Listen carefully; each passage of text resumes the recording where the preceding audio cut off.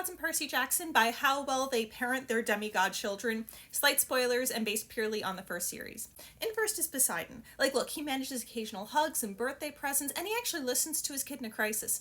Also, when he realizes that someone is sitting on his throne, his quick U-turn from scream smiting to "God damn it, Percy, what is it now?" when he processes who it is just fucking hilarious. And second is Hades. Yes, his parenting does include things like magically banishing his kid to his room and blowing up the tree next to his kid when he talks back, but also that means that his son actually has a room and is in a position to literally argue with Hades at the breakfast table.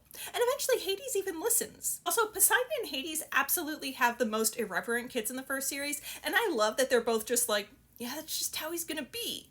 Like, I'm just saying, you would never catch Zeus being that patient or involved. And third is Artemis. She's deeply involved with her hunters and invested in their well-being, which is great, but I do have to ding her for how controlling she is and the way that she separates them from everyone else they've ever loved. In a world full of deadbeat Greek deities, she's a benevolent cult leader who grants you immortality. And fourth is Athena. Look, props to paying attention to your daughter's professional goals, but also stop repeatedly threatening your daughter's crush with the underworld for existing. Like, are you fucking serious?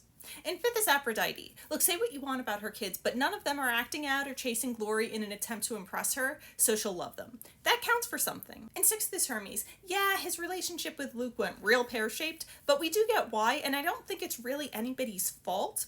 He definitely gets around a whole lot though, and like, dude, maybe we're just spread too thin. And seventh is Dionysus. Look, is Mr. D a terrible teacher? Yes. Is he actively irresponsible? Yes. But at least he's on the record of caring about his kids' well-being. And eighth is Hephaestus, going purely on vibes. And ninth is Demeter. We don't really see her interacting with her demigod kids at all, but what we see of her and Persephone is kind of rough. And 10th is Apollo, because he is just so obscenely irresponsible. And 11th is Ares. Like, his kids are all hungry for glory because it's the only way to get a scrap of attention from their father. Like, is it any surprise that Clarice was the way she was?